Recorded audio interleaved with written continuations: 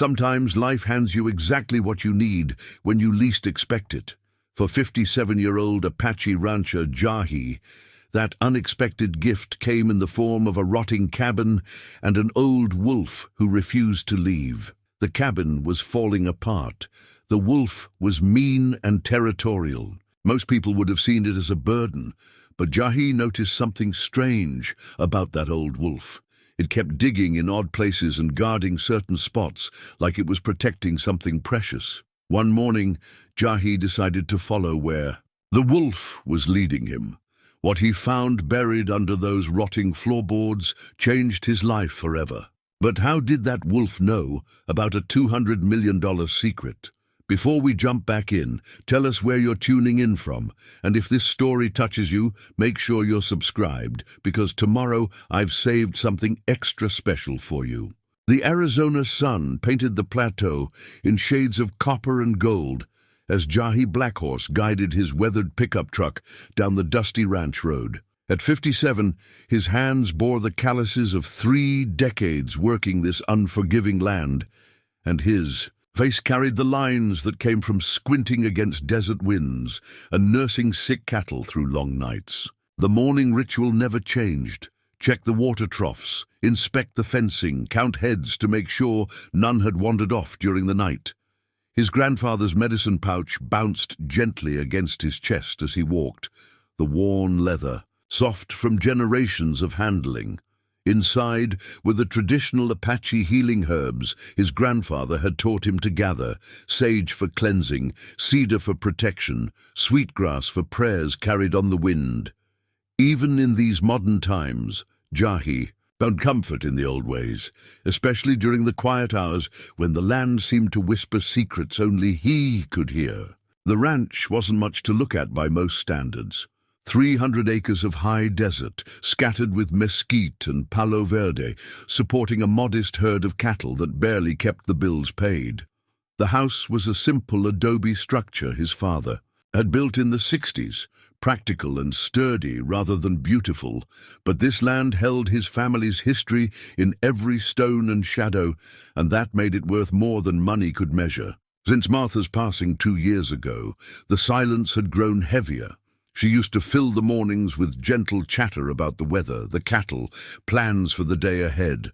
Now there was just the wind and the distant call of a red-tailed hawk. Circling overhead, Jahie had learned to find peace in the solitude, but some days the emptiness pressed against his chest like a physical weight. The letter had arrived on a Tuesday, delivered by a nervous-looking attorney from Tucson who kept checking his GPS and muttering about being in the middle of nowhere. Harrison and Associates, the letterhead read, and the contents had left Jahie, staring at the paper long after the lawyer's sedan had disappeared in a cloud of dust. "Dear Mr. Blackhorse," it began in formal language that felt foreign on his tongue, "we regret to inform you of the passing of your great-uncle, Samuel Blackhorse, on March 15th of this year. As per the terms of his will, you are the sole beneficiary of his property located at coordinates 34.2619 degree N, 111.83661 degree W,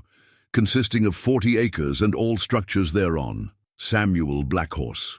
Jahie had to dig deep into childhood memories to even recall the man. His grandfather's younger brother, a solitary figure who appeared at family gatherings like a ghost, stayed long enough to share a meal and a few quiet words, then vanished back into the desert. Stories followed him like smoke, that he lived alone somewhere up in the high country, that he knew things about the old ways that even the elders had forgotten, that animals trusted him in ways that seemed almost supernatural. Why would he leave me anything? Jahie had asked the attorney, whose name was Peterson, and whose pale skin looked painfully out of place under the desert sun.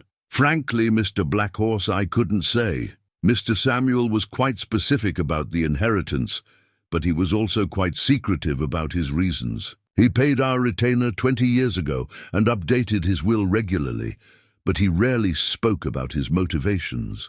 The property was remote," Peterson explained, "accessible only by a rough dirt track that wound through arroyos and over rocky ridges. There was a cabin, though its condition was questionable and apparently some kind of animal situation that needed addressing. Animal situation? Peterson had shifted uncomfortably. There's a wolf on the property, sir. A large one. The neighbors, well, the few neighbors, have mentioned it's been aggressive toward visitors. Animal control suggested it might need to be relocated. Now, 3 days later, Jahie found himself driving that same rough track, his truck bouncing over ruts and stones as he followed the GPS coordinates deeper into country he'd never explored. The landscape grew wilder as he climbed, scattered with ancient saguaros and stands of ocotillo that looked like nature's own barbed wire. Red rock formations jutted from the earth like the bones of sleeping giants, and in the distance, the peaks of the Mazatzal Mountains rose against a sky so blue it hurt to look at directly. The cabin appeared suddenly around a bend, and Jahie's first thought was that the lawyer had been generous calling it a structure. The roof sagged dangerously in the middle, patched with mismatched materials that spoke of decades of hasty repairs. The walls were a mixture of adobe and weathered wood siding, and several windows were boarded up with plywood that had turned silver-grey in the desert sun. A small porch listed to one side, its support posts twisted by time and weather. But it was the wolf that captured Jahie's attention. The animal sat in the shade of a twisted mesquite tree, watching his approach with amber eyes that seemed to hold more intelligence than any wild creature should possess. It was massive, easily 120 pounds, with a coat that mixed, silver and black in patterns that caught the light like water. When Jahie stepped out of the truck, the wolf rose to its feet and issued a low growl that rumbled like distant thunder. "Easy there, old one," Jahie said softly, his grandfather's teachings flooding back. "Never show fear to a wild animal, but never show aggression either. Respect the space between you and acknowledge the creature's right to exist in its own territory." The wolf's ears flicked forward, and for a moment Jahie could swear the animal was evaluating him, taking his measure the way one man might size up another. Then, as suddenly as it had tensed, the wolf relaxed. Not friendly, not welcoming, but no longer actively threatening. Jahie spent the next hour walking the property boundaries, the wolf following at a respectful distance like a suspicious supervisor. The land was rougher than his own ranch, all stone outcroppings and hidden arroyos, but there was something about it that felt familiar. Maybe it was the way the light fell across the rocks, or the particular mix of sage and creosote in the air, but this place seemed to sing the same song as his grandfather's stories. The cabin's interior was a disaster. Water damage had warped the floorboards and stained the walls, and decades of pack rats had left their mark in every corner. But underneath the decay, Jahie could see the bones of a well-built structure. Someone had taken care with the construction, using traditional techniques that would have made his grandfather proud. On the drive home that evening, his mind kept returning to the wolf's eyes and the way the animal had seemed to be guarding something more than just territory. His grandfather had always said that animals were messengers, that they appeared in your life when the spirits had something important to tell you. "What are you trying to tell me, old one?" he murmured to the empty cab of his truck. The answer would come sooner than he expected. Back at his own ranch, Jahie found his neighbor Maria Santos waiting on his porch with a thermos of coffee and the kind of expression that meant she had questions. Maria was 62, a widow herself, and one of the few people who understood the particular loneliness of living alone on the desert. "Heard you went to look at Samuel's place today," she said without preamble. "How bad is it?" "Bad enough. The roof needs work, and there's water damage throughout. But it's not beyond saving." "And the wolf?" Jahie paused, considering his words. "It's protective of the property, but not vicious, more like it's guarding something." Maria nodded knowingly. "Samuel used to say that Wolf was older than the hills and twice as wise. Some of the old-timers claimed it was the same animal that lived with Samuel for 40 years, but that's impossible, of course." "Of course," Jahie agreed, though something in his chest suggested otherwise. They sat in comfortable silence as the sun set behind the mountains, painting the sky in shades of purple and gold. Finally, Maria spoke again. "Your great-uncle was a medicine man, you know. Not officially, not like the ones who hold ceremonies, but he knew things. People used to come to him when they were lost, when they needed guidance about which path to take. He never charged money, never made a show of it, just listened and offered what wisdom he could. I barely remember him. He remembered you, though. Used to ask about you whenever he came through town. Always said you had the look of someone who carried the old wisdom, even if you didn't know it yet." That night, Jahie lay awake listening to the coyotes singing in the distance and thinking about inheritance.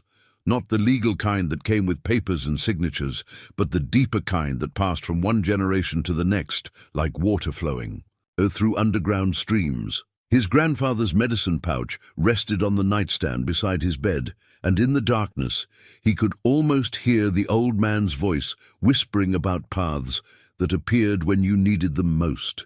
Tomorrow he would return to the cabin, ostensibly to assess what repairs were needed. But deep down, he knew he was answering a call that had been waiting for him his entire life, even if he didn't yet understand what that call meant.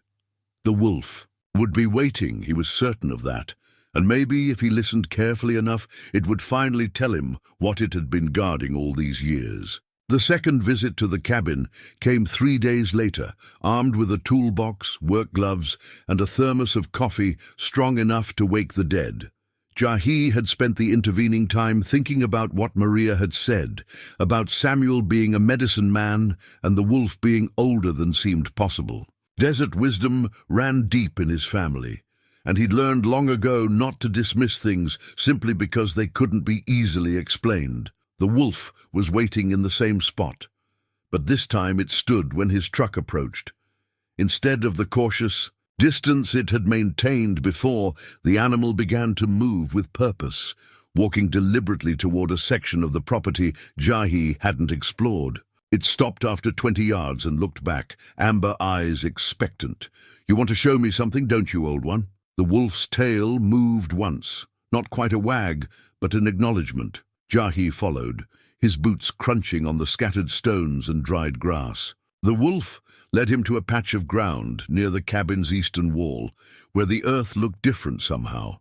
Not disturbed exactly, but purposeful, as if it had been arranged rather than naturally settled. The animal pawed at a particular spot, then sat back on its haunches and waited. Here, Jahie knelt and brushed away loose dirt and small stones.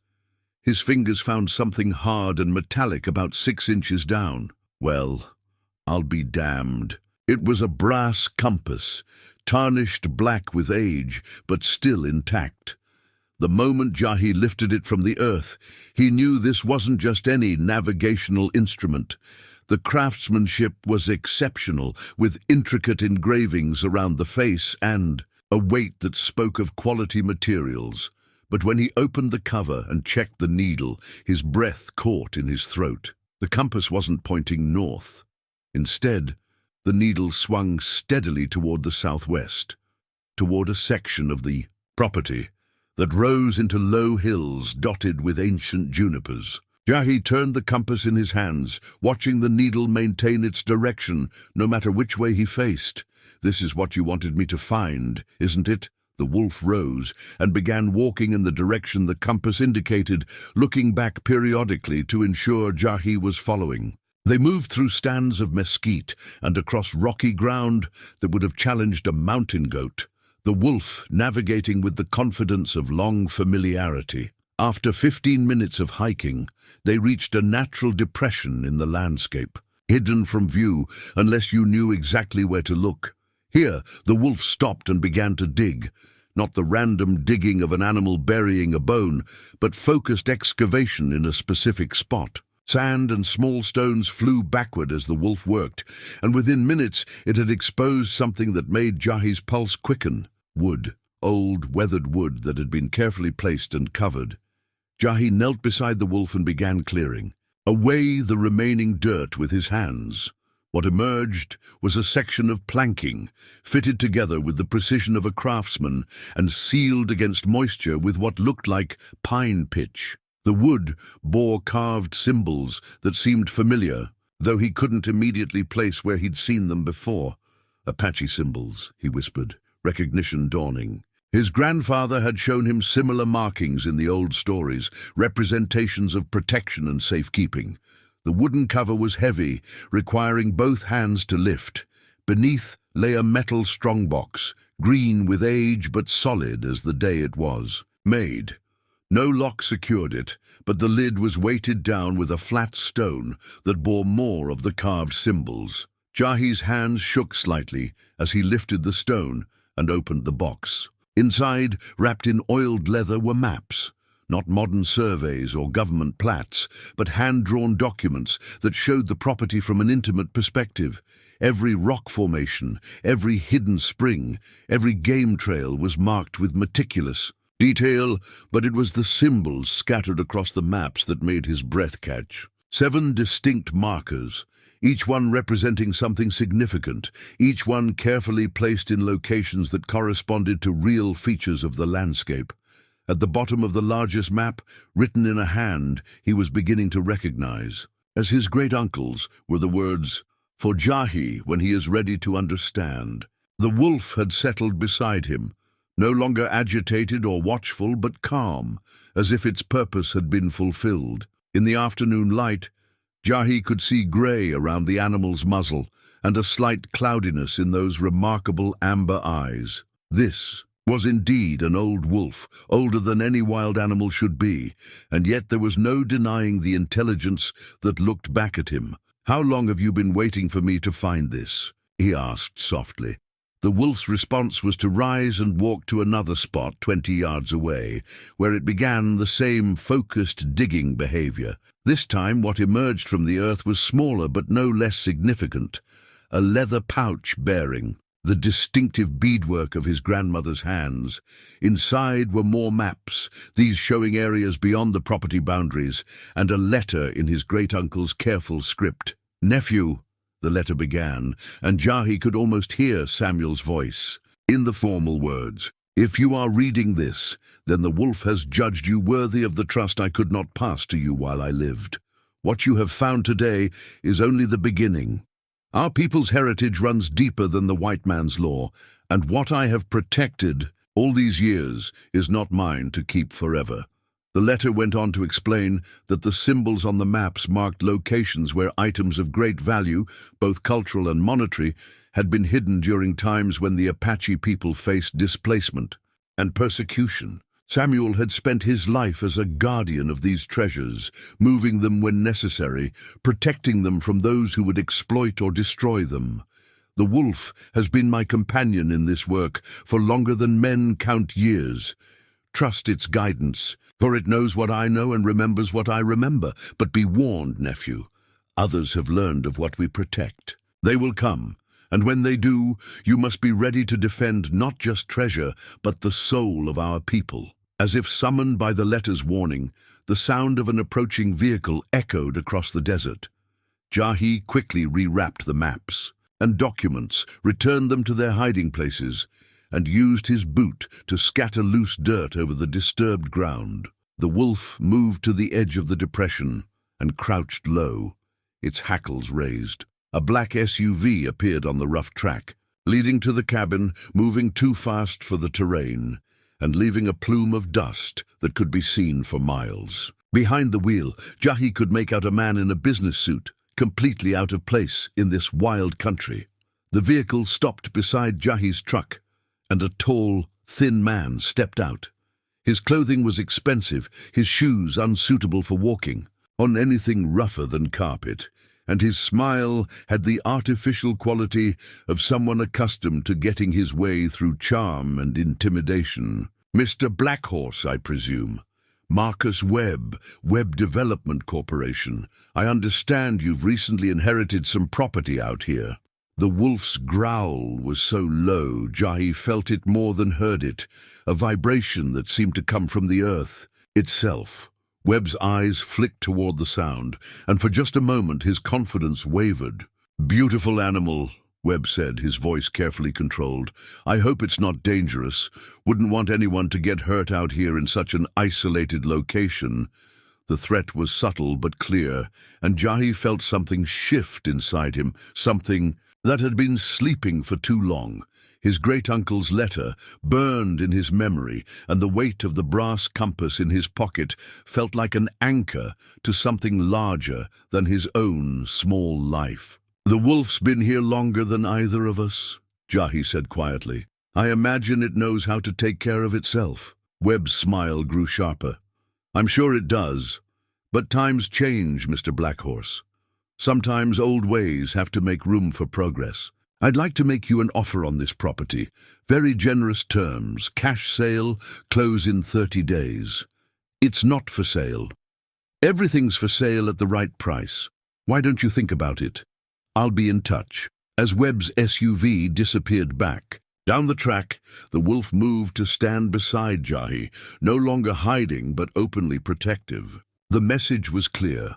The time for secrecy was ending, and the real battle for Samuel's legacy was about to begin. That evening, back at his own ranch, Jahie spread the maps across his kitchen table and studied them by lamplight. 7 symbols, 7 locations, 7 pieces of a puzzle that his great-uncle had spent his life protecting. The brass compass sat beside the maps, its needle still pointing steadily toward secrets that had waited decades to be revealed. Outside, the desert. Wind carried the distant howl of a wolf, calling across the darkness to something only it could hear. Sleep came fitfully that night, filled with dreams of amber eyes and ancient voices whispering in languages he understood in his bones, but couldn't speak with his tongue. Jahie woke before dawn, with the compass heavy in his mind and the certainty that his life had crossed a threshold from which there was no return.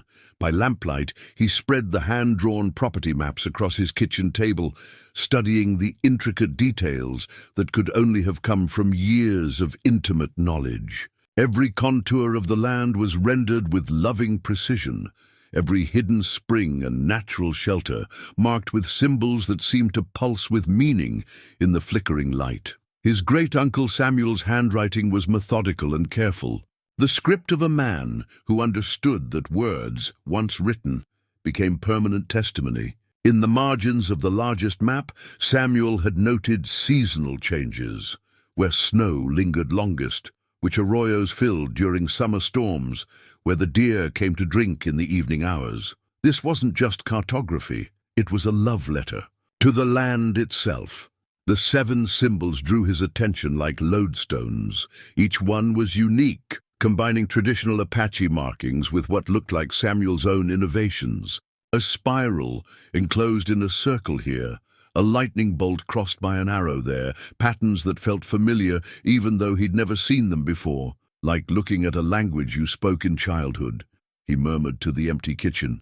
The brass compass sat beside the maps, its needle steady as a heartbeat, pointing southwest toward the first symbol. In full daylight, Jahie could see that the compass face bore engravings he'd missed in his initial excitement. Tiny Apache pictographs around the rim, so small and delicate they might have been decorative to a casual observer, but nothing about. Samuel had been casual, and these markings were clearly intentional. As the sun climbed above the eastern mountains, Jahie found himself remembering fragments of childhood visits to his grandfather's house. Samuel had been there sometimes, a quiet presence who spoke little but listened to everything. While other adults discussed weather and cattle prices, Samuel would sit apart, whittling small objects from desert ironwood or repairing some piece of traditional craftswork with infinite patience. Now, studying the maps and thinking about the wolf's purposeful behavior, Jahie began to understand that those childhood visits had been evaluations. Samuel had been watching, waiting, judging whether his great-nephew possessed the qualities necessary to inherit something far more valuable than 40 acres of desert scrubland. The memory of Marcus Webb's artificial smile and expensive clothes left a sour taste in his mouth. Webb Development Corporation, Jahie had heard the name before, usually in the context of controversial land deals that favored developers over local communities. If Webb knew about the property's secrets, then Samuel's fears about exploitation were well-founded. By mid-morning, Jahie had loaded his truck with camping supplies, a detailed topographical survey of the region, and his grandfather's old field glasses. The wolf would be waiting, and today they would begin the systematic exploration that the maps demanded. The animal was indeed waiting, but not in its usual spot beneath the mesquite. Instead, Jahie found it sitting near the cabin's front door, as if it had been expecting his arrival at exactly this time. When he stepped out of the truck, the wolf rose and walked directly to a point on the eastern wall where the morning sun struck a particular stone. "You're not wasting any time, are you?" The wolf's amber eyes held what looked suspiciously like impatience. Following the compass's guidance, they walked to the first symbol on Samuel's map, a lightning bolt crossed by an arrow, located in a cluster of ancient junipers about half a mile from the cabin. The trees were massive, their trunks twisted and scarred by centuries of desert storms, their bark worn smooth by wind and time. The wolf went directly to the largest juniper and began digging at its base. Unlike the previous day's careful excavation, this digging was urgent, almost frantic, as if the animals sensed they were working against time. What emerged from beneath the root system was a metal cylinder sealed with wax and wrapped in layers of oiled canvas. Inside, Jahie found 7 perfectly crafted Apache arrowheads, each one representing a different clan of the Apache nation. The workmanship was extraordinary. These weren't utilitarian hunting points, but ceremonial pieces, museum-quality artifacts that belonged in a place of honor, but it was the note wrapped with the arrowheads that made his hands tremble. "These represent the 7 clans of our people," Samuel's handwriting explained. "Each arrowhead was blessed by the clan mothers and holds the prayers of our ancestors. Together they form a map more important than any drawn on paper, a map of who we are and why we must endure." The note went on to explain that each arrowhead had been placed at strategic locations during times of persecution, when government agents and treasure hunters threatened to destroy or steal Apache cultural heritage. Samuel and others like him had hidden these sacred objects, creating a network of secret caches that preserved their people's identity when official channels failed. "But this is not just about preserving the past," the note continued. "What I have protected includes resources that can secure our people's future. Used wisely, these assets can fund education, healthcare, and economic development for generations. Used poorly, they will only enrich those who have already taken too much from us." Jahie sat in the shade of the ancient juniper, holding the 7 arrowheads and feeling their weight, not just physical, but spiritual and cultural. Each point was a masterwork of flint knapping, but more than that, each one represented a responsibility that stretched back through generations and forward. Into an uncertain future, the wolf had settled beside him, no longer agitated but watchful. In the distance, a red-tailed hawk circled on rising thermals, its cry echoing off the stone formations, like a question waiting for an answer. 7 clans, 7 arrowheads, 7 locations on the map, Jahie said aloud, understanding beginning. "To dawn, this isn't just about hiding things, is it? It's about creating a trail that only the right person could follow." The wolf's ears flicked forward, and for a moment Jahie could swear he saw approval in those ancient eyes. That afternoon brought an unexpected visitor to the property. Maria Santos arrived in her pickup truck, moving slowly over the rough track, and stopping a respectful distance from where Jahie sat with the maps. She'd brought lunch, thick sandwiches and thermos coffee, and the kind of practical wisdom that came from 60 years of desert living. "Samuel used to say that the land chooses its guardians," she told him as they shared the meal, "not the other way around. He said you'd know when it was your turn because the signs would be impossible to ignore." "What kind of signs?" "Animals. Acting differently than they should. Old things coming to light at exactly the right moment. Strangers showing up asking questions they shouldn't know to ask. Jahie thought about Webb's visit, about the wolf's purposeful behavior, about the compass that pointed toward hidden secrets instead of magnetic north. "He talked about you sometimes," Maria continued. "Said you had the patience to listen and the wisdom to wait. Said when your time came, you'd understand what needed to be done." As the sun moved toward the western mountains, casting long shadows across the desert floor, Jahie felt the weight of inherited responsibility settling around his shoulders like his grandfather's old blanket. The 7 arrowheads lay carefully, arranged on the map between them, each one pointing toward questions that demanded answers. Tomorrow he would visit the 2nd symbol and the 3rd, and however many it took to understand the full scope of what Samuel had protected. But tonight he would honor the old ways by giving thanks to the spirits of his ancestors and asking for the strength to be worthy of their trust. The wolf rose as evening approached, stretching in the way of old animals whose joints remembered better days, but its eyes remained bright and purposeful, and when it looked at Jahie, he saw something that hadn't been there before: acceptance. Dawn came with the kind of clarity that only exists in the high desert, where thin air and vast distances make every detail of the landscape sharp as cut glass. Jahie arrived at the property to find the wolf waiting beside his truck, as if the animal had spent the night anticipating this moment. The 2nd symbol on Samuel's map was located in a natural amphitheater formed by red sandstone walls, about a mile northwest of the cabin. The compass led them through a maze of arroyos and stone formations that would have been impossible to navigate without the wolf's guidance. The animal moved with the confidence of long familiarity, never hesitating at the numerous forks and false paths that could have led them astray for hours. The amphitheater was hidden until you were almost upon it, concealed by the way the rock formations folded in on themselves. Inside, ancient petroglyphs covered the walls, spirals and geometric patterns, hunting scenes and star charts left by generations of Apache who had used this place for ceremonies and storytelling. The wolf went directly to a particular spot near the center of the space, where a flat stone bore carvings that looked different from the others, newer but made to blend with the ancient artwork. When Jahie brushed away the sand and debris, he could see that this stone covered a carefully constructed cache. Beneath lay another collection of arrowheads, but these were different from the ceremonial pieces he'd found the day before. These were working points, beautifully crafted but meant for hunting and warfare.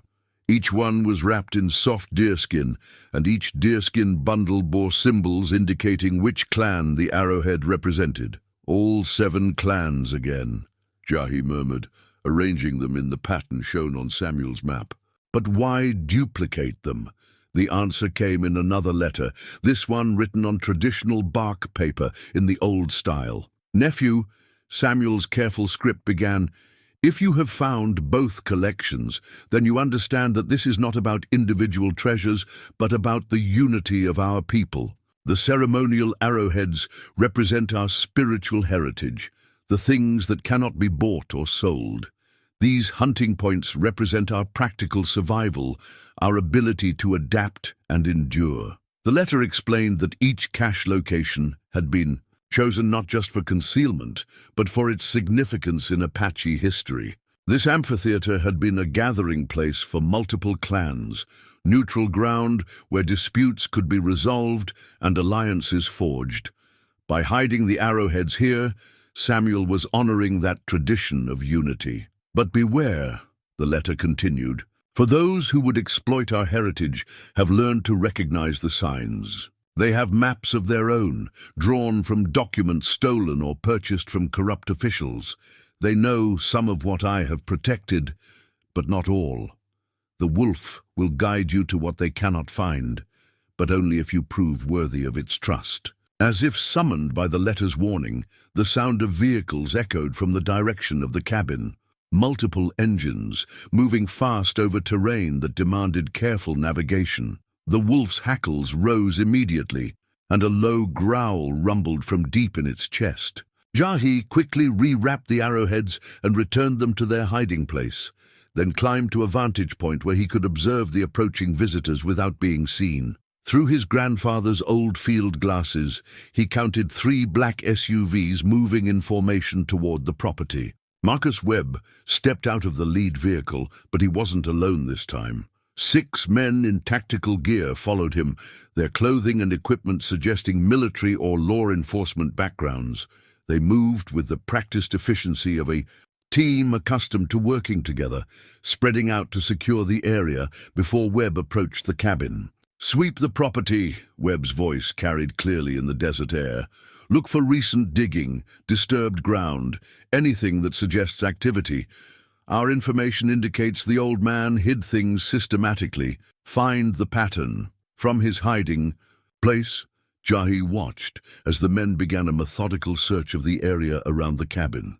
They had metal detectors, ground-penetrating radar equipment, and other technology that turned treasure hunting into a scientific enterprise. These weren't casual fortune seekers. They were professionals. The wolf pressed close against his side, no longer growling but tense as a coiled spring. Its amber eyes tracked every movement below, and Jahie could sense the animal calculating distances and escape routes with the precision of a military tactician.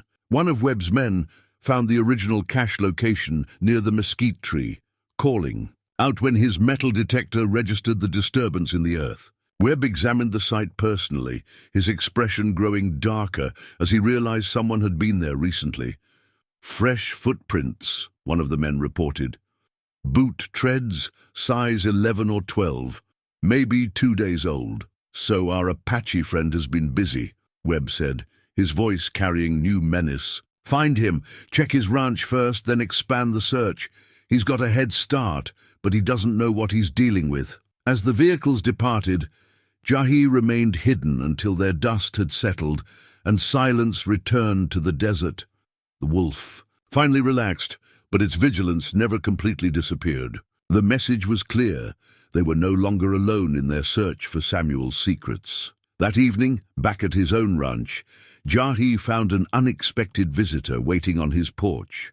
Robert Crowfeather, tribal elder and keeper of traditional knowledge, sat in the old rocking chair like he'd been there for hours. At 83, Robert moved slowly, but his mind remained sharp as obsidian, and his presence here could only mean that word of recent events had reached the tribal council. "So you've awakened the old guardian," Robert said without preamble, gesturing toward the wolf that had followed Jahie home and now lay watchfully in the yard. "You know about the wolf?" "I know about many things, young man, including why Samuel chose you for this burden." Robert's weathered hands held a traditional pipe, unlit but ready for ceremony. "That animal has been waiting 40 years for the right person to claim Samuel's legacy. The fact that it accepts you means the spirits have spoken."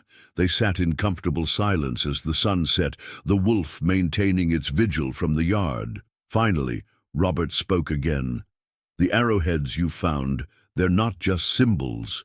Each one was blessed by the clan mothers during the dark times, when our people faced the greatest threats. Together they form a spiritual map that leads to something more valuable than gold or silver." "What kind of something?" "The future of our people." Samuel understood that survival requires both tradition and resources. What he protected can fund education, healthcare, and economic independence for generations. But only if it reaches the right hands.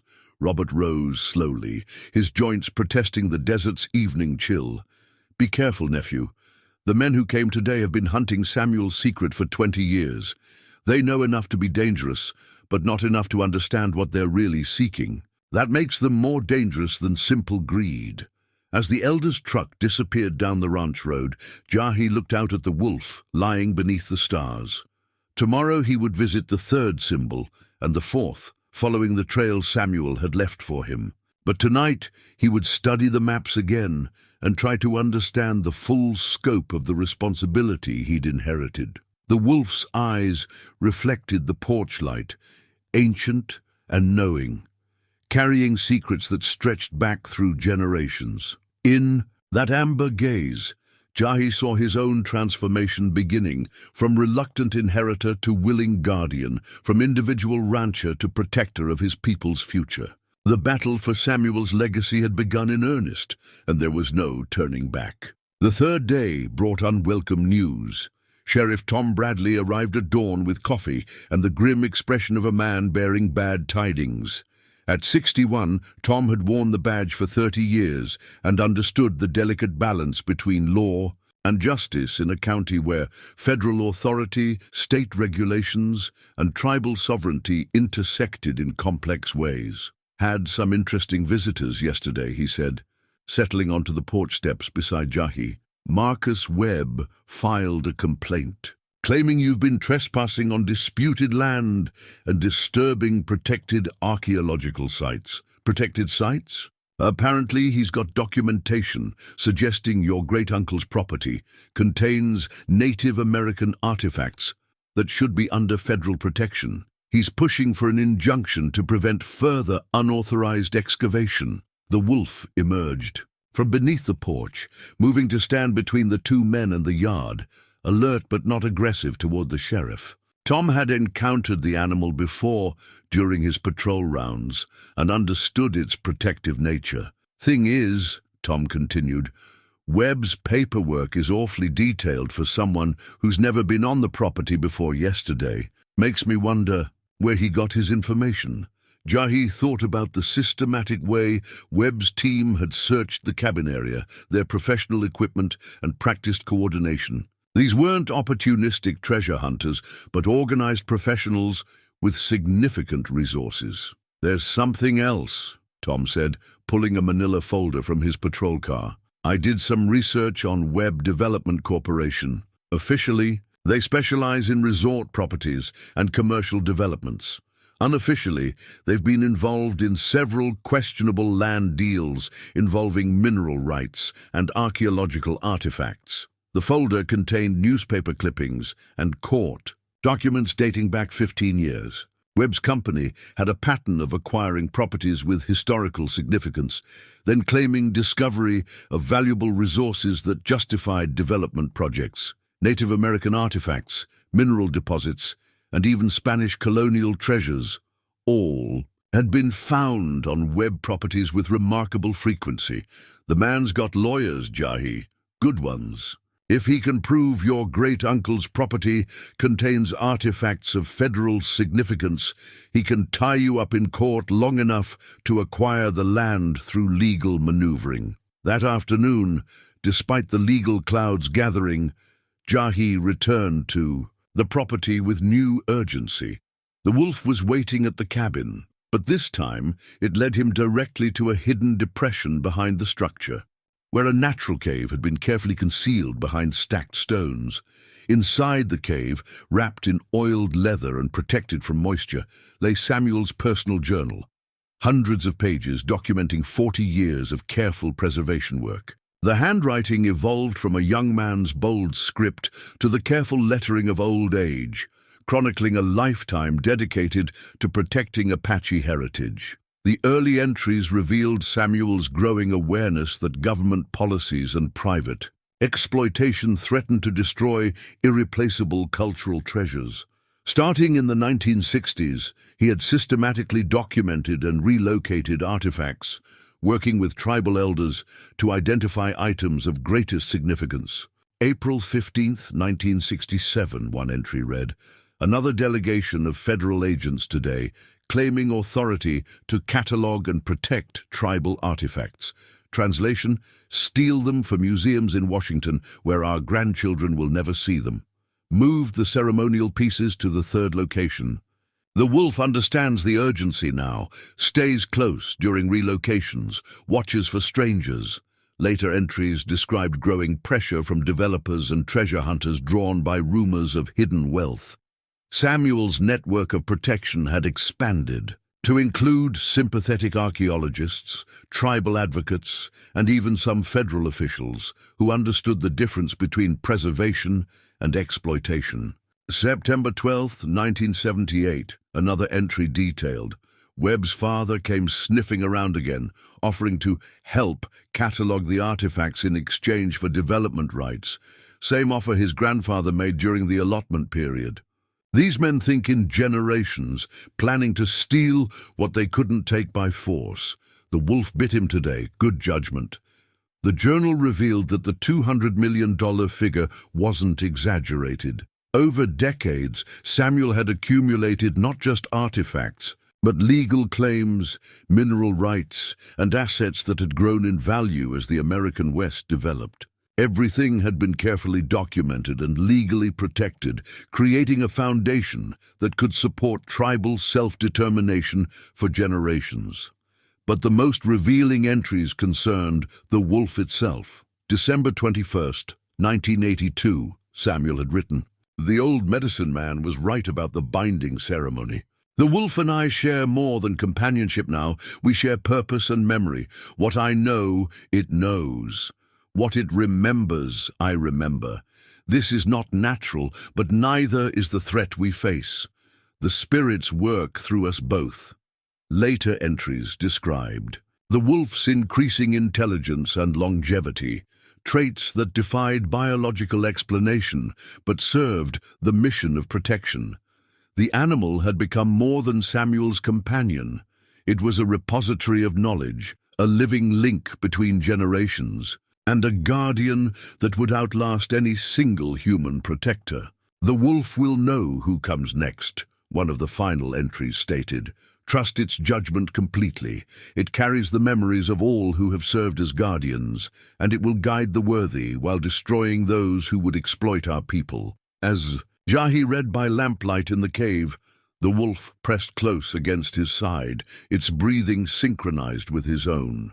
He could feel something passing between them, knowledge, understanding, acceptance, that transformed their relationship from man and animal to partners in a sacred trust.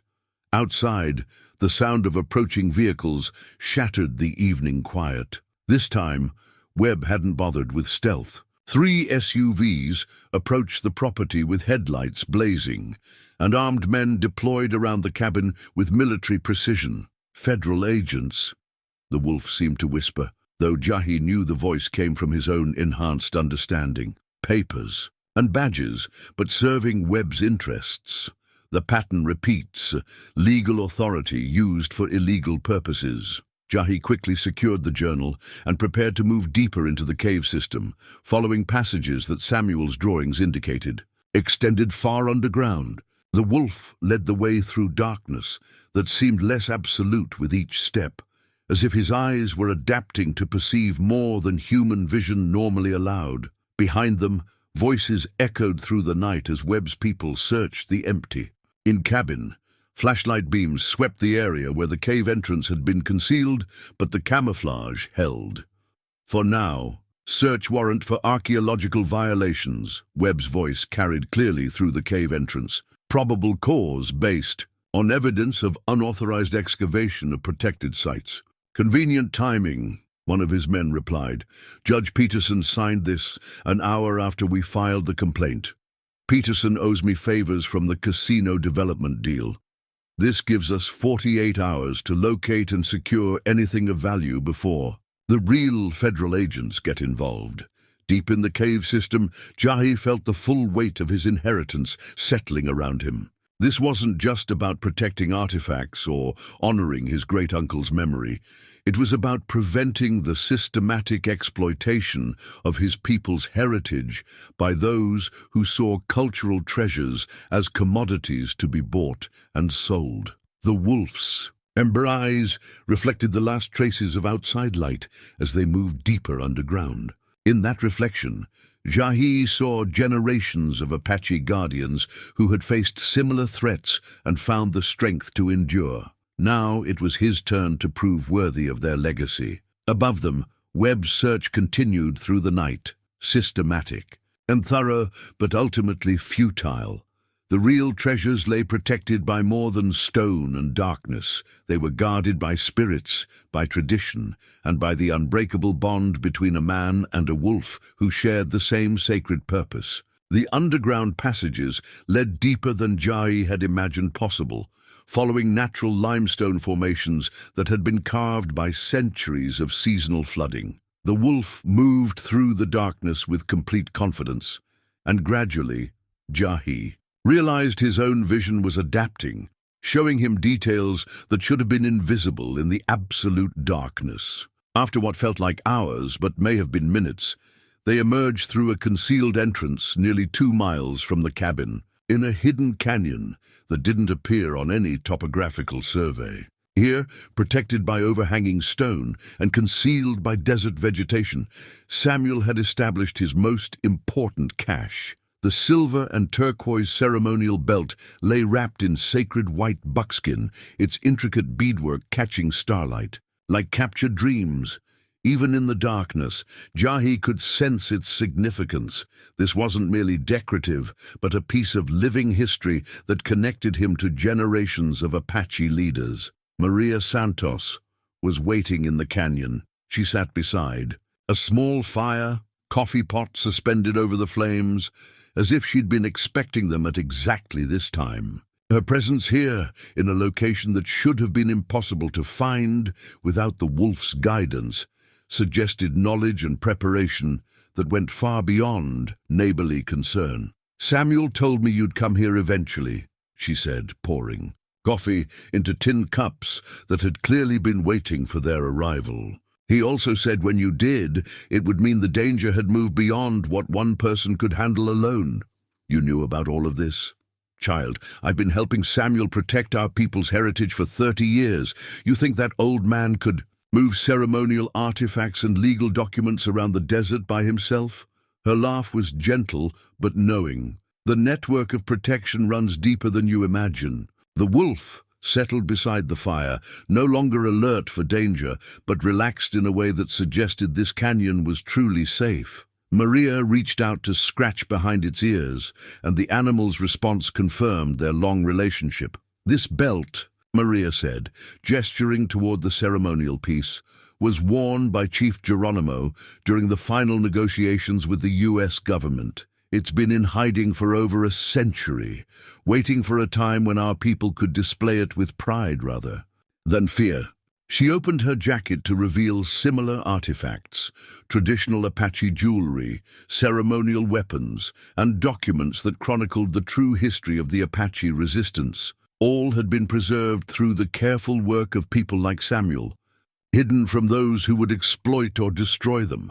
"But Webb knows about some of this," Jahie said, thinking about the developer's systematic search and professional equipment.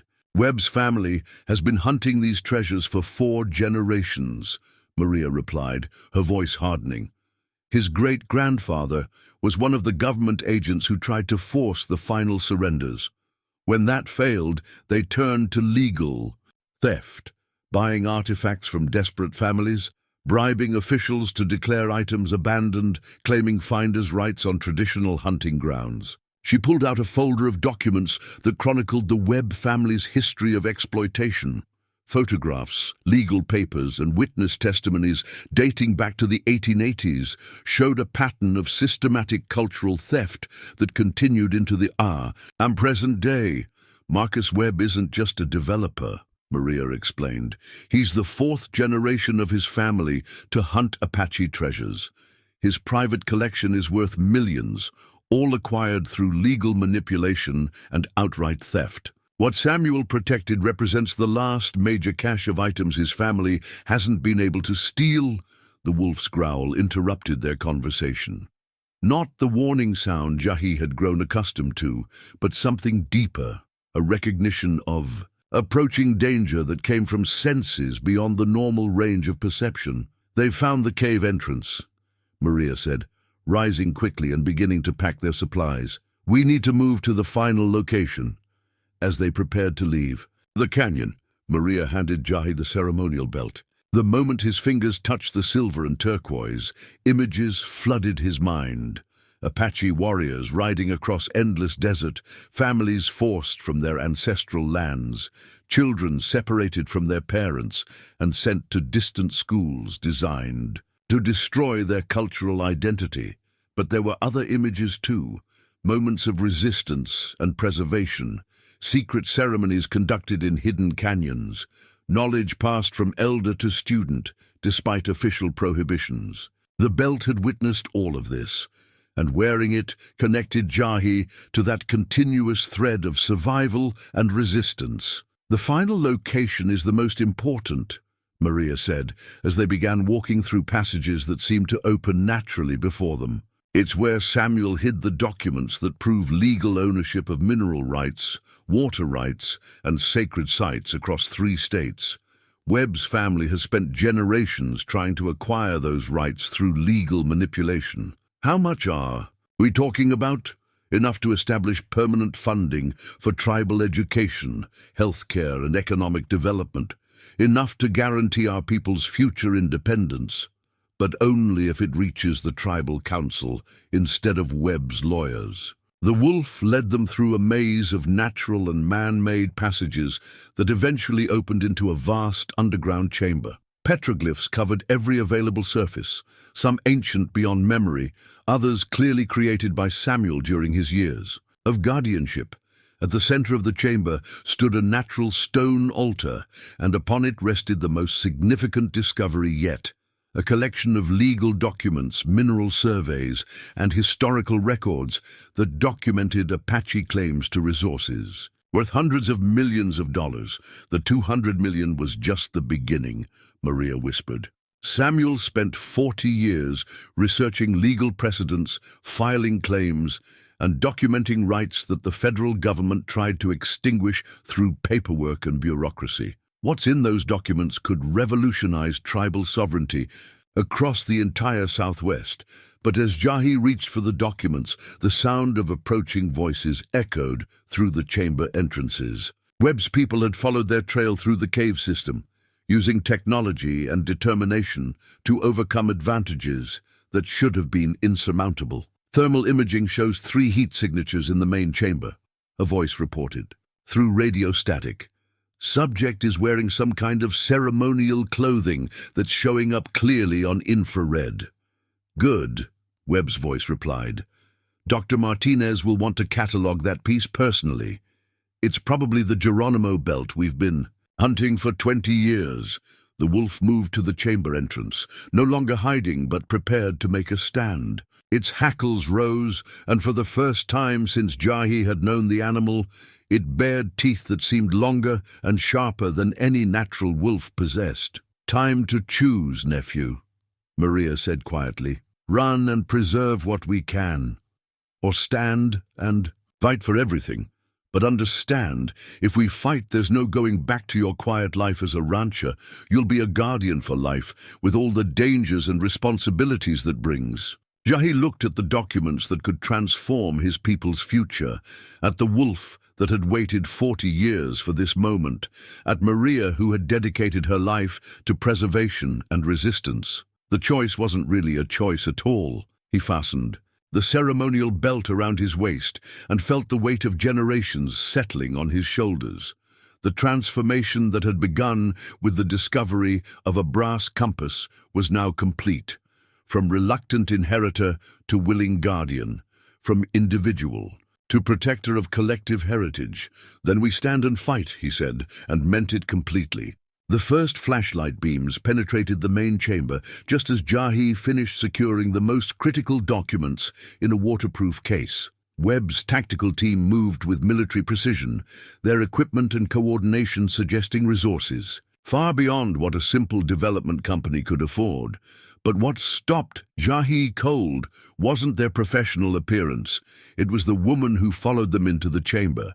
Dr. Elena Martinez wore the khaki field clothes of an archaeologist, but her bearing and the way Webb's men deferred to her suggested authority that went beyond academic credentials. She was perhaps 50, with silver-streaked hair and the kind of intense focus that came from years of systematic research. "Magnificent," she breathed, examining the petroglyphs that covered the chamber walls. "Absolutely magnificent. Some of these markings predate anything in the archaeological record." "The belt, Dr. Martinez," Webb prompted. "Is it authentic?" Her eyes fixed on Jahie, specifically on the ceremonial piece he wore around his waist. not just authentic. That's the Geronimo belt. My family has been searching for it for over a century. Your family? Jahie asked, though something in her features was already providing the answer. Dr. Elena Martinez-Webb, she said with a smile that held no warmth. Marcus is my cousin. Our great-great-grandfather was Lieutenant Colonel James Webb, who served as Indian agent during the Apache Wars. He was also the first member of our family to recognize the incredible historical and monetary value of Apache artifacts. The wolf's growl deepened, but the sound seemed to come from the stone itself, as if the chamber was responding to the presence of generational enemies. Dr. Martinez noticed the sound, but showed no fear, only scientific curiosity. Remarkable animal, she observed. The longevity alone defies biological explanation. I'd estimate it's at least 60 years old, possibly older. That's simply impossible for a normal wolf. Maria stepped forward, her own bearing changing in a way that made her seem taller and more formidable. Nothing about this situation is normal, Dr. Martinez.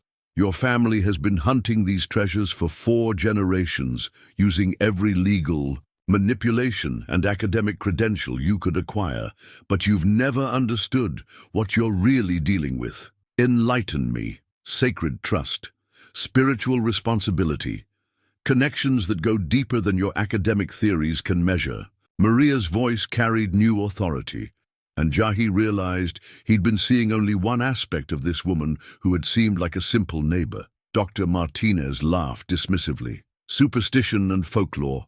What we're dealing with here are valuable, historical artifacts and legal documents that belong in proper institutions where they can be studied and preserved. Preserved in your private collection, you mean? Jahie said, understanding flooding through him as pieces of the larger picture fell into place. The Martinez-Webb collection is one of the finest private assemblages of southwestern antiquities in existence, she replied without shame. These pieces will be properly catalogued, professionally displayed, and made available to serious researchers. That's infinitely better than leaving them buried in the desert to deteriorate. Webb stepped forward, checking his watch. Fascinating. As this is, Elena, we have limited time before the real federal agents arrive. The court order gives us jurisdiction for 48 hours, but that window is closing. Of course. Dr. Martinez gestured to her team, who began setting up sophisticated photography and scanning equipment. Document everything in place, then we'll relocate the collection to secure storage. As the team worked, Jahie noticed something that made his blood run cold.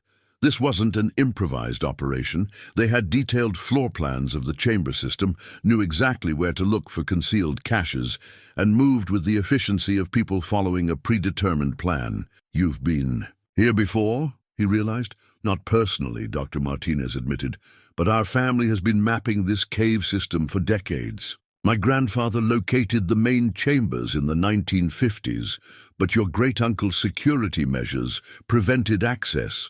We've been waiting for the right legal opportunity to conduct a proper survey. She pulled out a leather portfolio that contained architectural drawings, geological surveys, and detailed maps of the underground complex. Some of the documents bore official letterheads from federal agencies, while others showed the careful hand-drawn precision of private surveyors. Samuel thought he was protecting these treasures by hiding them, she continued, but he was actually endangering them. Cave environments are unstable, moisture levels fluctuate, and without proper climate control, priceless artifacts deteriorate. We're preserving them for your private profit, Maria said, her voice heavy with disgust. For posterity. My family has invested millions in preservation technology, security systems, and research facilities. The Martinez-Webb collection provides resources for study that no underfunded tribal museum could match. The wolf moved closer to Jahie, its eyes reflecting the portable lights with an intensity that seemed almost supernatural. In that reflected light, he saw something that changed everything. Another chamber entrance, concealed behind a rock formation that appeared solid but wasn't. Samuel's final secret wasn't what they'd found, but what remained hidden. Following the wolf's subtle guidance, Jahie began moving toward the concealed entrance. The animal's behavior suggested they needed to reach that hidden space before Dr. Martinez's team completed their documentation and began removing artifacts. "There's something else, isn't there?" Dr. Martinez said, her academic instincts recognizing the signs. Samuel wouldn't have established such elaborate security for just ceremonial pieces and legal documents. Where is the real treasure? Her question confirmed what Jahie was beginning to understand. The Martinez-Webb family had been tracking Samuel's activities for decades, had maps and surveys that revealed most of his secrets, but had never located the ultimate cache that justified such extensive protection. Behind the concealed entrance lay a chamber that dwarfed anything they'd seen before. Natural limestone formations had been carved and shaped into storage niches that held hundreds of artifacts, not just Apache pieces, but items from dozens of southwestern tribes that had been preserved during periods of forced relocation and cultural suppression. But the artifacts, incredible as they weren't the real revelation. At the center of the chamber stood a modern vault door, its steel construction completely incongruous with the ancient cave system. Electronic locks and security systems that required power from hidden generators suggested that Samuel's preservation efforts had involved resources and planning on a scale that dwarfed anything Jahie had imagined. The wolf approached the vault, and pressed its nose against a biometric scanner that activated with a soft beep. The scanner's green light bathed the chamber in an eerie glow as complex locking mechanisms disengaged. Inside the vault lay documents that revealed the true scope of Samuel's 40-year mission, not just preservation of artifacts and legal claims, but systematic documentation of a systematic conspiracy that stretched back over a century. The Martinez-Webb family hadn't been simply collecting Apache artifacts. They had been actively working to prevent the recognition of tribal rights, manipulating legal proceedings, bribing officials, and using their academic credentials to provide legitimacy for what amounted to organized cultural theft. "My God," Jahie whispered, scanning documents that detailed payoffs to federal officials, forged surveys that denied tribal claims to sacred sites, and academic papers that deliberately misrepresented Apache history to support land grabs. But Samuel's documentation went beyond just recording the conspiracy. He had systematically gathered evidence that could not only expose the Martinez-Webb family's criminal activities, but also reverse decades of fraudulent legal decisions that had stripped tribes of their rightful resources. The $200 million figure had been conservative. The mineral rights, water rights, and sacred sites that could be returned to tribal control through Samuel's evidence were worth billions. Behind them, the sound of approaching footsteps echoed through the cave system. Dr. Martinez and her team had discovered their absence and were following their trail through the hidden passages. "Time to go," Maria whispered urgently. "There's another way out, but we need to move now." As they prepared to leave with Samuel's evidence, the wolf turned back toward the approaching sounds and issued a howl that seemed to come from the stone itself. The sound echoed through every chamber and passage in the cave system, a call that carried more than warning. Somewhere in the darkness, other wolves answered. The answering howls came from multiple directions, echoing through the cave system with harmonies that suggested more than simple animal communication. As Jahie, Maria, and the wolf moved through passages toward the hidden exit, the sounds grew, closer and more numerous. "Samuel's pack," Maria explained quietly as they navigated by the wolf's guidance. "He didn't just work with one animal all these years. There's been a whole family of guardians, trained to protect these places and the people who serve them." Behind them, shouts of alarm indicated that Dr. Martinez's team was encountering the other wolves. Flashlight beams swept wildly through.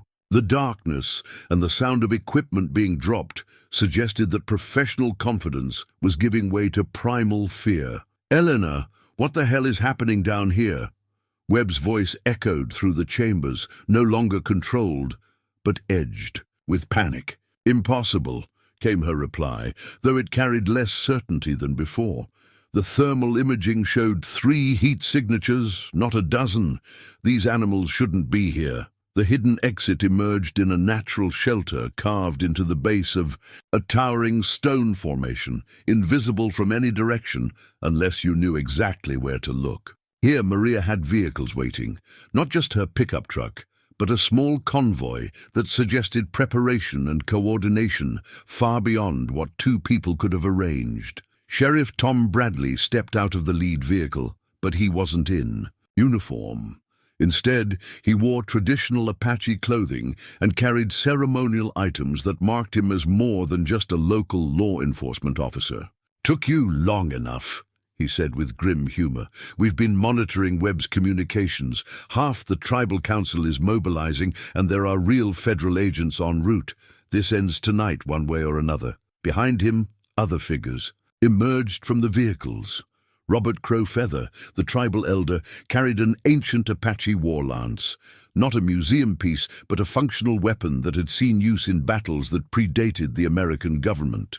Other tribal members, both men and women, bore similar traditional weapons, alongside modern equipment that suggested they had been preparing for this confrontation for years. "How many people knew?" Jahie asked, beginning to understand the scope of the network that had protected Samuel's secrets. "Everyone who needed to know," Robert replied. Samuel spent 40 years building relationships, earning trust, and preparing for the day when the protection of our heritage would require more than one old man and his wolf. As they spoke, the sounds of pursuit grew louder from the cave entrance. Webb's team had apparently overcome their fear of the wolves and was following their trail through the hidden passages. But the sounds were different now, less coordinated, more desperate, as if their professional confidence had been shattered by encounters with things that didn't fit their tactical training. "They're coming out armed," Tom warned, checking equipment that included both traditional weapons and modern communications gear.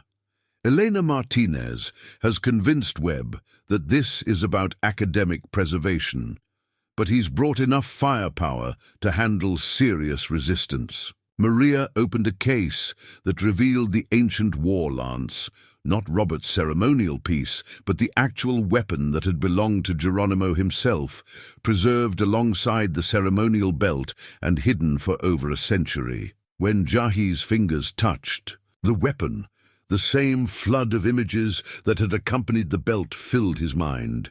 But these visions were different.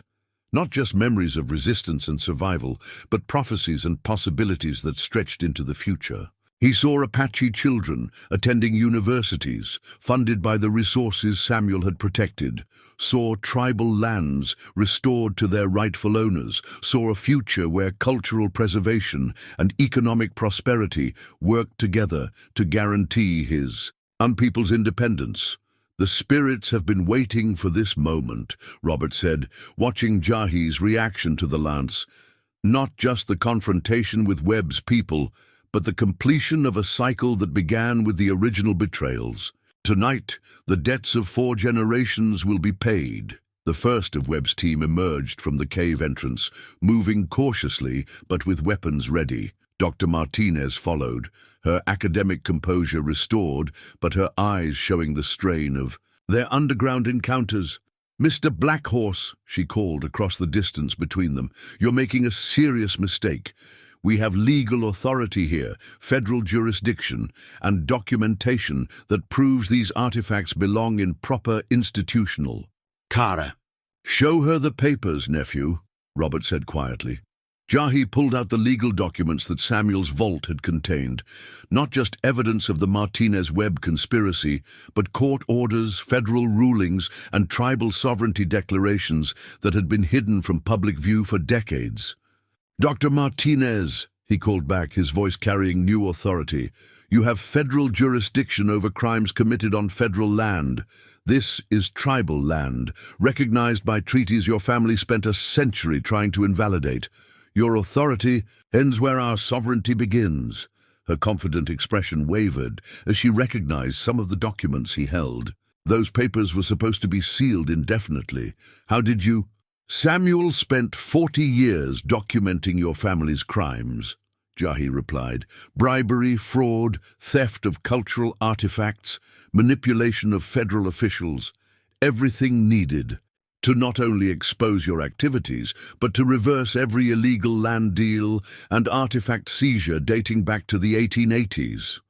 Webb pushed forward, his patience exhausted and his business suit incongruously formal in the desert setting. Enough legal posturing. Elena, we came here for the collection, and we're not leaving without it.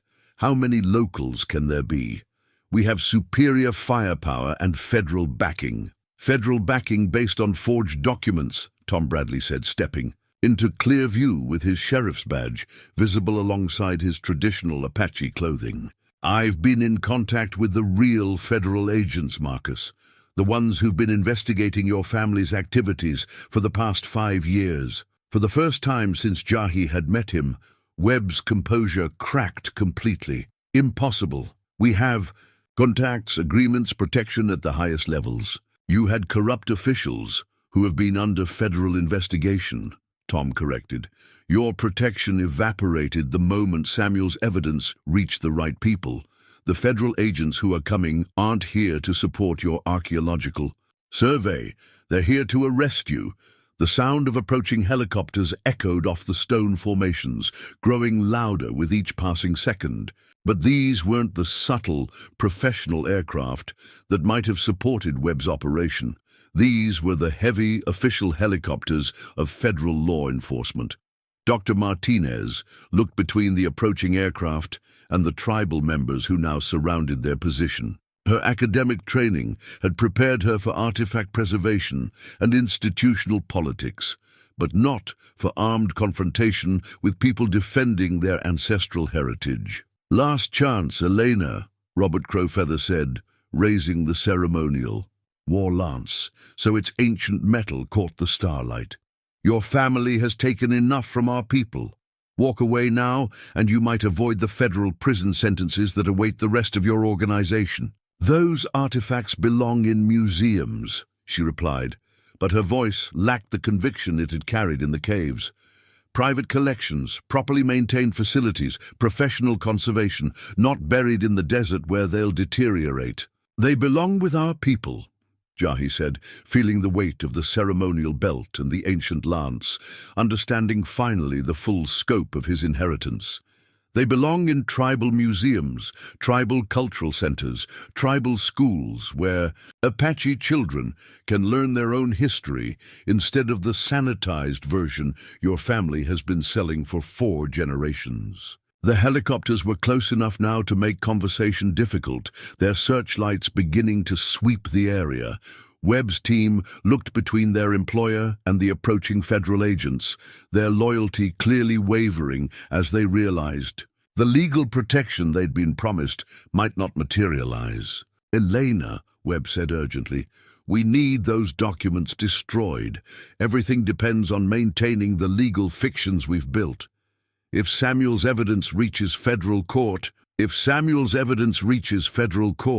Jahie interrupted, your family's crimes will be exposed, fraudulent land deals will be reversed, and billions of dollars in wrongfully seized resources will be returned to their rightful owners. The wolf appeared at Jahie's side, no longer hiding, but standing proudly in the searchlight beams that swept across the confrontation. Behind it, the shadows revealed other wolves, a pack that had emerged from the cave system to stand with their human allies. Choose carefully, Dr. Martinez, Maria said, her voice carrying the authority of someone who had spent decades preparing for this moment. Your family's century of theft ends tonight. You can be part of the solution, or you can share the consequences of 4 generations of crimes against the Apache people. The federal helicopters settled onto the desert floor with military precision, their crews deploying with the coordination of people conducting a long-planned operation. Agent badges and federal authority replaced Webb's forged documents and hired muscle. The final confrontation for Samuel's legacy was about to begin. The federal agents moved with practiced efficiency, establishing a perimeter that separated Webb's team from any possible escape routes. Agent Sarah Chen, FBI, stepped forward with credentials that carried real authority, not the forged documents that had given Webb temporary jurisdiction. Dr. Elena Martinez Webb, Agent Chen announced formally. You're under federal investigation for violations of the Archaeological Resources Protection Act, conspiracy to defraud the United States government, and trafficking in stolen Native American artifacts. This is outrageous, Dr. Martinez protested, though her academic composure was finally cracking under pressure. We have proper documentation, federal permits, and legal authority to conduct this survey. Documentation that was obtained through bribery and fraud, Agent Chen replied, producing a thick folder that contained evidence gathered during years of investigation. We've been tracking your family's activities since 2018, when tribal attorneys brought irregularities in land transfers to our attention. Webb tried to step forward, but found himself facing Sheriff Bradley and two federal agents who clearly weren't impressed by his expensive suit or confident manner. This is a misunderstanding. My company has operated within legal boundaries for decades. Your company has operated through systematic corruption of federal officials, Agent Chen corrected. Officials who are now facing their own federal charges for accepting bribes, falsifying documents, and violating their oaths of office. As the federal agents took control of the situation, Jahie felt the sacred eagle feather in his pocket grow warm against his fingers. The sensation was subtle, but unmistakable, a sign that the spiritual elements of this confrontation were aligning with the legal and practical aspects. The wolf pack had arranged itself in a defensive formation around the tribal members, not threatening, but clearly protective.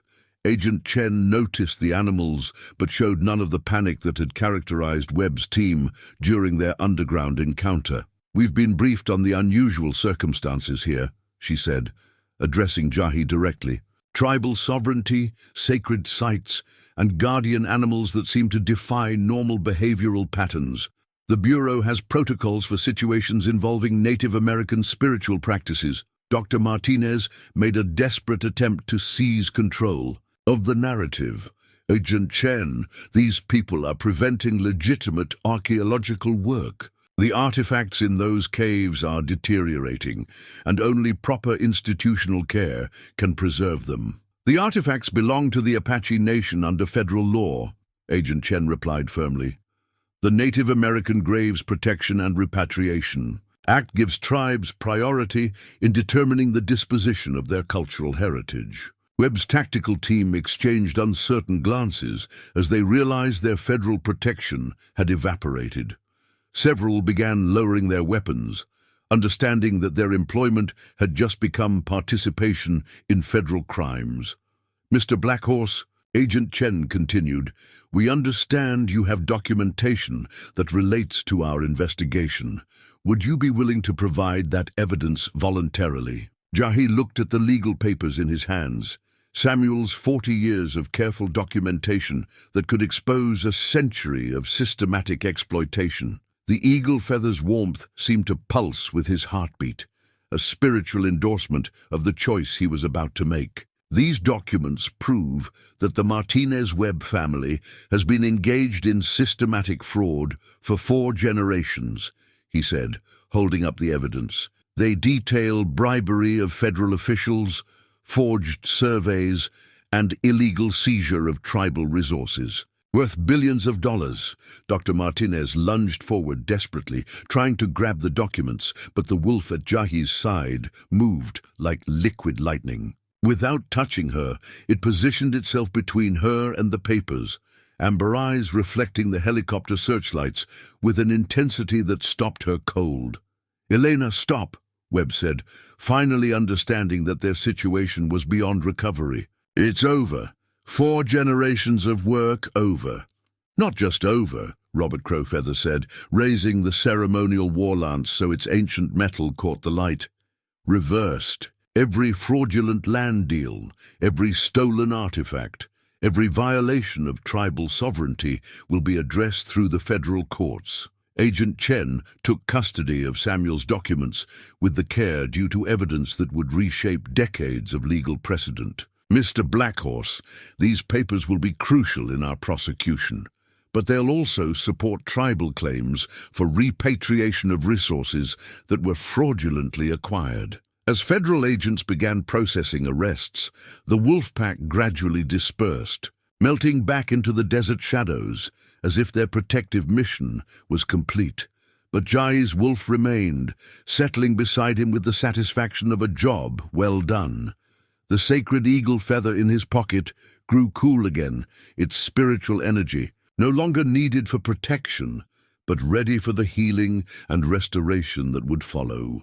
The final revelation came when Agent Chen opened her own briefcase and withdrew documents that made even the federal charges pale by comparison. Tribal sovereignty papers, treaties that had been hidden from public view for over a century, and court orders that established the property's protected status under federal tribal rights legislation. Dr. Martinez, Agent Chen said formally, you've been conducting unauthorized excavations on land protected under the American Indian Religious Freedom Act. This property has been recognized as a sacred site since 1978, but those designations were concealed through the same corruption network you've been operating. The tribal sovereignty documents represented Samuel's ultimate legal weapon, proof that the land had never legally belonged to anyone other than the Apache Nation, and that every subsequent transfer, development permit, and archaeological survey had been conducted without proper tribal consent.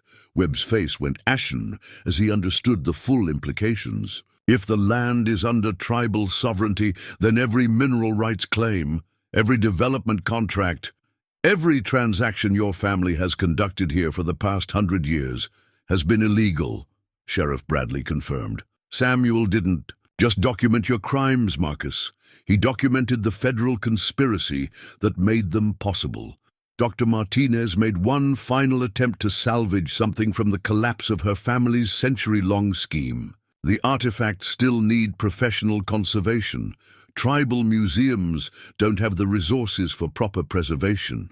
They will now, Jahie said quietly, understanding dawning as he grasped the true scope of Samuel's achievement. The resources your family stole, the mineral rights you obtained through fraud, the federal settlements for treaty violations, all of that returns to tribal control. Maria stepped forward with her own set of documents, revealing her role as more than just Samuel's helper. I've been coordinating with tribal attorneys for 20 years, preparing for this moment. The Martinez Webb assets alone will fund tribal museums, cultural centers, and educational programs for generations. The wolf moved closer to Jahie, pressing against his side with the contentment of a sacred mission finally completed. In its amber eyes, he saw not just animal intelligence, but the satisfaction of generations of guardians who had worked toward this moment of justice.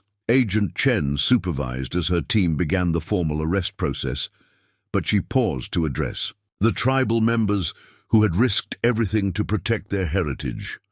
The federal government owes your people a debt that goes beyond individual prosecutions. Samuel Blackhorse's evidence will support the largest repatriation settlement in U.S. history. Webb's tactical team had abandoned their employer entirely, cooperating with federal agents in exchange for leniency. Without their protection, Webb and Dr. Martinez stood exposed as what they had always been, criminals whose academic credentials and business success had been built on systematic theft.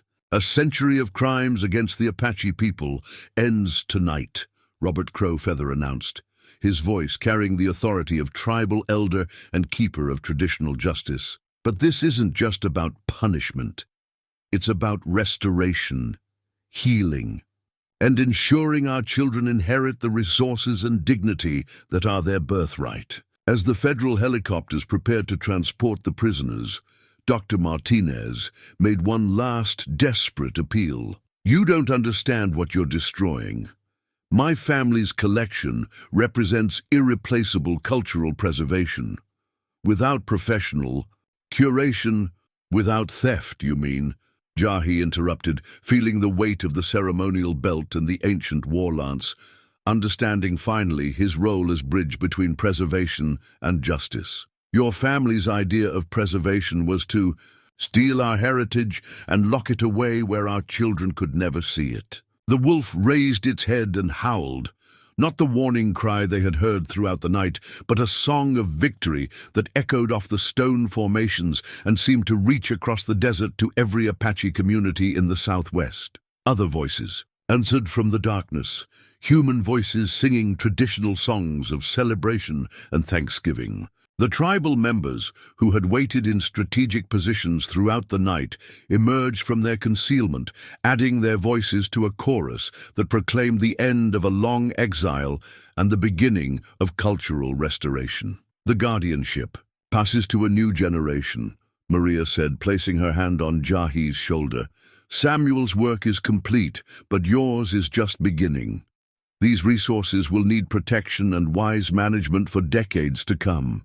As the federal agents concluded their arrests and began the process of securing the evidence that would reshape tribal sovereignty law, Jahie looked out across the desert toward the dawn that was beginning to light the eastern mountains.